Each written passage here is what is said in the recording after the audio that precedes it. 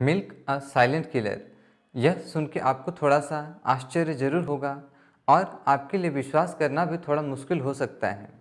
जिस दूध के प्रति हमारा नज़रिया काफ़ी सकारात्मक है और हम यह मानते हैं कि यह हमारे स्वास्थ्य के लिए बहुत ही फायदेमंद है, और हमें यह बताया भी जाता है कि दूध में कई तरह के पोषक तत्व होते हैं जिसका हमारे शरीर को आवश्यकता होता है। और दूध को हम कई प्रकार से अपने नियमित दिनचर्या में या फिर पूजा पाठ में, धार्मिक अनुष्ठानों में, व्रत या त्यौहार में यूज करते हैं। कभी चाय कॉफ़ी के रूप में, कभी मिठाइयों के रूप में, कभी व्यंजनों के रूप में। बाज़ार में भी यह कई प्रकार से उपलब्ध है। इसके कई प्रोडक्ट्स मिलते हैं जिसे हम बड़े चाव से खाते हैं। वह एक्चुअली साइलेंट किलर हो कैसे सकता है, चलिए यह जानने का प्रयास करते हैं। दुनिया में जितने एनिमल्स पाए जाते हैं सभी बचपन में ही दूध पीते हैं और सिर्फ अपने माँ का दूध पीते हैं। लेकिन इंसान एक ऐसा एनिमल है जो जीवन भर दूध पीता है और दूसरे एनिमल्स का भी दूध पीता है। सभी एनिमल्स के दूध पौष्टिक होते हैं, लेकिन यह उनके बच्चों के लालन पालन और पाचन के अनुकूल होता है, न कि इंसान के बच्चों के अनुकूल। गाय और भैंस के दूध में जो पोषक तत्व पाए जाते हैं वह उनके तेज़ी से बढ़ने वाले बछड़ों के लिए होता है, जो कि लगभग 2000 पाउंड्स बढ़ जाते हैं मात्र 2 साल में। लेकिन इंसान के बच्चे को 150 से 200 पाउंड बढ़ने में लगता है लगभग 20 साल। जब इन तेज़ी से बढ़ने वाले एनिमल्स का दूध इंसान पीता है तो इंसान के अंदर हार्मोन्स का इम्बैलेंस होने लगता है, जो कई तरह की बीमारियों का कारण बनता है। गाय के दूध में माँ के दूध के कंपेयर में 3 गुना ज़्यादा प्रोटीन और लगभग 4 गुना ज़्यादा कैल्शियम होता है। लेकिन सिर्फ क्वांटिटी इम्पोर्टेंट रोल प्ले नहीं करता है, बल्कि क्वालिटी कहीं ज़्यादा इम्पोर्टेंट रोल प्ले करता है, ऐसा रिसर्च में पाया गया है। किसी भी चीज़ का हमारे शरीर में ज़रूरत से ज़्यादा होना वह एज ए टॉक्सिन बिहेव करता है और उसका हमारे शरीर में नुकसान ही होता है।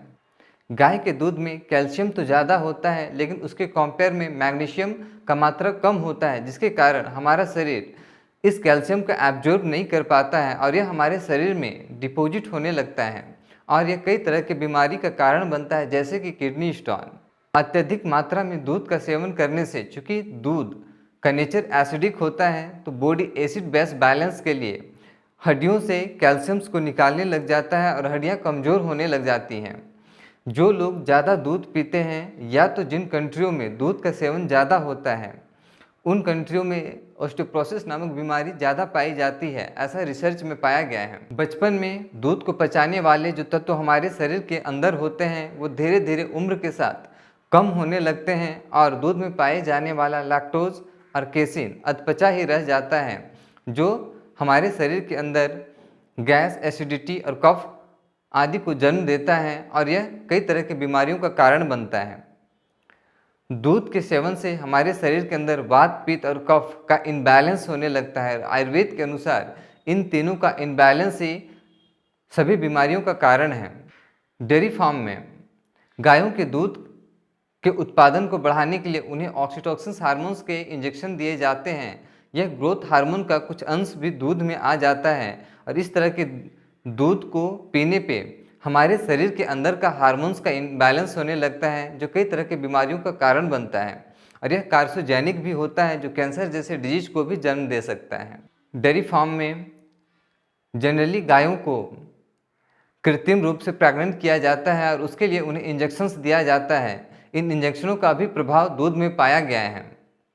गायों को जनरली डेयरी फार्म में केमिकल युक्त आहार कराया जाता है और उन्हें नॉनवेज भी खिलाया जाता है, जिसमें अदर एनिमल्स के और पक्षियों के गिबलेट्स शामिल होते हैं, जिसके कारण गायों को मैड काऊ नामक डिजीज होने की संभावना बहुत ज़्यादा बढ़ जाता है और इस तरह के गायों से उत्पन्न दूध हमारे लिए बहुत ही नुकसानदेह होता है। डेयरी फार्म में मुख्यतः दूध के उत्पादन के लिए मशीनों का यूज किया जाता है और इन मशीनों का लंबे समय तक लगातार यूज होने पे गायों के थन में घाव होने की संभावना बहुत बढ़ जाती है और इन घावों से ब्लड तथा पस निकलने लगता है और दूध में मिलने लगता है।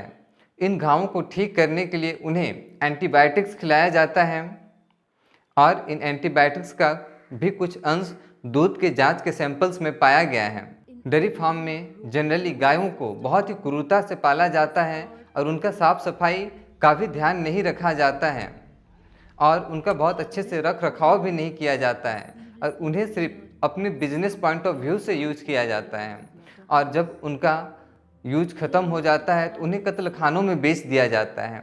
इस तरीके से क्रूरता से उत्पन्न किया हुआ दूध हमारे स्वास्थ्य के लिए कभी फायदेमंद नहीं हो सकता है। जिन बच्चों को बचपन में माँ के दूध की जगह अदर एनिमल्स का दूध पिलाया जाता है उन्हें टाइप 1 डायबिटीज़ होने की संभावना बहुत बढ़ जाती है, ऐसा रिसर्च में पाया गया है।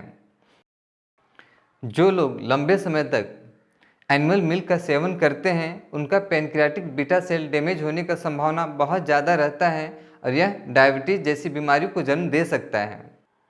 भारत में जितना दूध का उत्पादन होता है उससे कहीं ज़्यादा दूध का खपत होता है। यह दूध आता कहाँ से है? यह दूध आता है मिलावट से।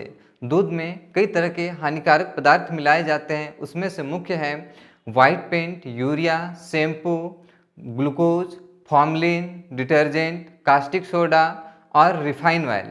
यह हमारे स्वास्थ्य के लिए बहुत ही हार्मफुल होते हैं और कई तरह की बीमारियों को जन्म दे सकते हैं और यह कार्सिनोजेनिक भी होते हैं जो कैंसर जैसे बीमारियों का कारण बन सकता है।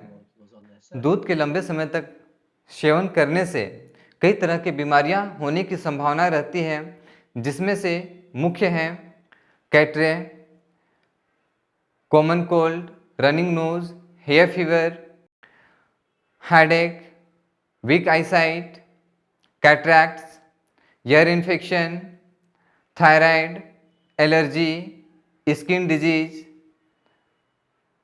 Eczema, heart problem, high blood pressure, angina, arthritis, spondylitis, palpitation, constipation, dysentery, indigestion, asthma, bronchitis, rhinitis, sinusitis, diabetes, fibroids, tumour और कैंसर एक्सेट्रा।